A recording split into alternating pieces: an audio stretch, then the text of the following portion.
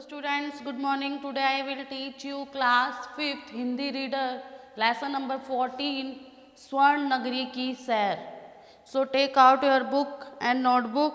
Let's start the lesson number 14 स्वर्ण नगरी की सैर. Yes, lesson number 14 स्वर्ण नगरी की सैर. Okay, so let's start the lesson. Bharat की पश्चिमी सीमा का सजग प्रहरी है जैसलमेर.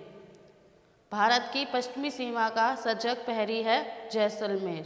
सजग मतलब जागरूक, प्रहरी पहरेदार, यानी भारत की पश्चिमी सीमा का जो जागरूक पहरेदार है वो कौन है? जैसलमेर.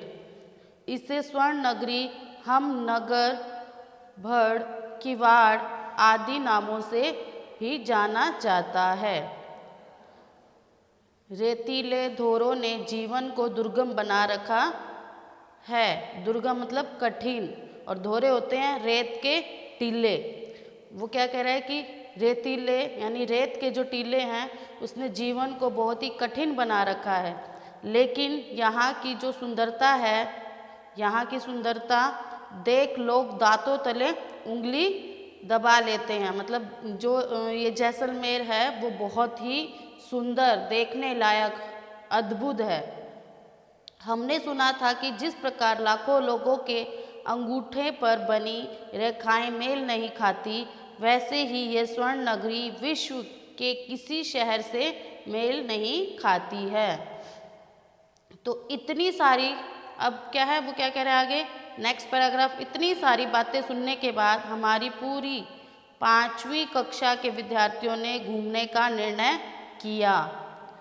सर्दी की छुट्टियों में हिंदी के अध्यापक संदीप जी के साथ हम जैसलमेर के लिए रवाना हुए. मतलब उनका जो क्या है टूर जा रहा था, स्कूल का टूर, जिसमें 5th क्लास के जो स्टूडेंट थे वो जैसलमेर, उन्होंने जैसलमेर घूमने का प्रोग्राम बनाया. क्योंकि उनकी जो उन्होंने सुंदरता की, वहाँ का जो माहौल है, वहाँ के जो अद्भुत नज़ारे हैं उसके बारे में सुनकर वे बहुत ही उसे देखने के लिए बेचैन थे. उसे देखने का निर्णय किया उन्होंने. तो अब बीकानेर से रेल रात में चली. बरकत, मुरली, रोनित, किशोरी और हम सभी हंसी खुशी मजाक करते सो गए. अब वो जैसलमेर के लिए रवाना होने के लिए ट्रेन कहाँ से चली थी? बीकानेर से. और ये सब जो क्या है, ये स्टूडेंट्स के नेम है जो जब सब लोग, जब स्टूडेंट्स मिलजुल कर कहीं जाते हैं, कहीं जाने का प्रोग्राम बनाते हैं तो वहाँ हंसी खुशी ये सब चीज़ें चलती रहती हैं, हंसी मजाक चलते रहते हैं. Next paragraph page number 163. Okay. So सुबह जैसलमेर के करीब पहुँचे तो देखा सूरज की किरणें जैसलमेर दुर्ग के पाषाण कणों को चमका रही है. ठीक है, पाषाण मतलब पत्थर को. अब वो क्या कह रहे हैं, सुबह जैसलमेर के करीब जब पहुँचे तो देखा कि सूरज की जो किरणें थी वो जैसलमेर दुर्ग के जो पत्थर थे उनके कणों को चमका रही है. अब जैसलमेर पहुँचे, होटल में ठहरे, तैयार होकर घूमने निकले. सबसे पहले किले का देखना तय हुआ. मतलब सबसे पहले किसको देखना तय हुआ, किसका निर्णय हुआ कि हम सबसे पहले किले को देखेंगे. किला त्रिकुट पहाड़ी पर बना हुआ है. इसे त्रिकुटगढ़ नाम से भी जाना जाता है. त्रिकुट पहाड़ी पर है इसीलिए इसे त्रिकुटगढ़ भी कहा जाता है. महारावल राव जैसल ने इसका निर्माण करवाया. मतलब महारावल राव कौन थे इसके, जिसने जैसल ने इसका मतलब जैसल जो महारावल राव जैसल इसका जिन्होंने इनका निर्माण करवाया वो क्या थे? राजा थे. तो हम प्रथम पोल अंक पोल से होते हुए दुर्ग के ऊपर पहुँचे. किले की सड़क भी पत्थरों की बनी हुई थी. जो किले की जो सड़कें थी वो भी क्या थी? पत्थरों की बनी हुई थी. वहाँ हमने रंग महल, मोती महल, जैन मंदिर देखे. लक्ष्मीनाथ जी के दर्शन भी किए. ये सब क्या है? वहाँ के दार्शनिक स्थल हैं. कौन कौन से? रंग महल, मोती महल, जैन मंदिर, लक्ष्मी नाथ जी के दर्शन भी, यानी लक्ष्मी नाथ जी का मंदिर भी देखा उन्होंने। इनके पत्थरों पर कलात्मक खुदाई वाली देवी देवताओं की प्रतिमाएं बनी हुई हैं। मतलब इन पत्थरों पर क्या किया हुआ है? कलात्मक, बहुत अद्भुत तरीके से सुंदरता युक्त प्रतिमाएं, मतलब प्रतिमाएं क्या होती हैं? मूर्तियां, देवताओं की मूर्तियां बनी हुई हैं।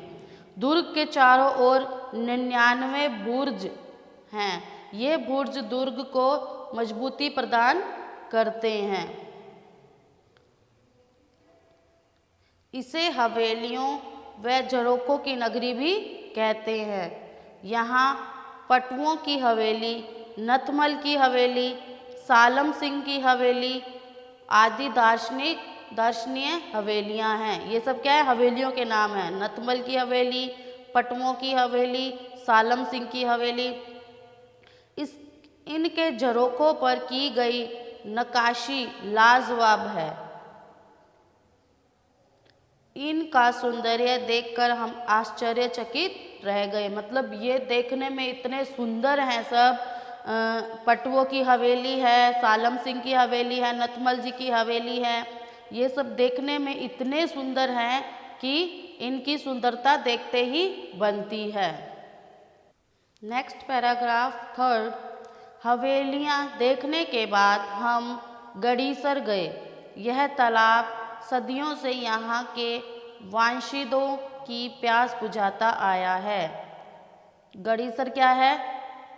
तालाब है जो सदियों से यहाँ के वांशिदों मतलब निवासियों की, वहाँ जो रहने वाले लोग हैं उनकी प्यास बुझाता आया है। यहाँ का प्रत्येक पत्थर सौंदर्य बिखेरता नजर आता है। मतलब यहाँ का जो प्रत्येक पत्थर है वो इतने सुंदर हैं कि वह अपनी सुंदरता को चारों तरफ फैला रहा है। इसी की पाल पर मुक्तेश्वर मंदिर व बगीचियाँ बनी हुई हैं। दर्शन मोहित अनुराग को थकान महसूस होने लगी। हम होटल में जाकर आराम करने लगे। दूसरे दिन हमने बादल विलास और जवाहर विलास देखे। अमर सागर के जैन मंदिर व कुलधरा देखकर हम सम पहुँचे। वहाँ रेत का अथाह मतलब जिसकी कोई था ना हो, जिसकी कोई सीमा ना हो, ठीक है। वहाँ रेत का अथाह समंदर हमें बरबस ही अपनी ओर खींचता है। मतलब वहाँ जो रेत का अथाह समंदर, अथाह मतलब जिसकी कोई सीमा ना हो, हमें बस की यानी जबरदस्ती अपनी ओर खींचता है। बरबस मतलब जबरदस्ती। हम सम के धोरों की मखमली रेत पर खूब नाचे गाए। वहाँ ऊंट की सवारी ने बहुत रोमांचित किया। सूर्यास्त ने अपनी लालिमा बिखेरी और हम जैसलमेर लौट आए। अब वो क्या कह रहा है कि हवेलियाँ देखने के लिए हम गड़ीसर पहुँचे।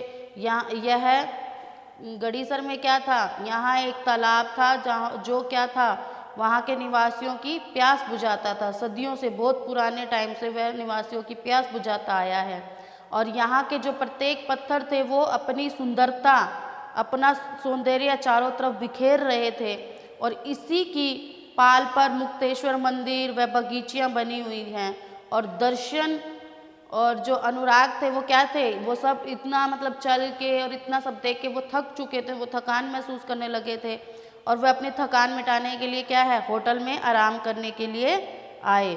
और फिर दूसरे दिन उन्होंने क्या देखा? दूसरे दिन बादल विलास और ज्वार विलास देखे। अमर सागर के जो जैन मंदिर व कुलधरा देखकर हम सम पहुँचे।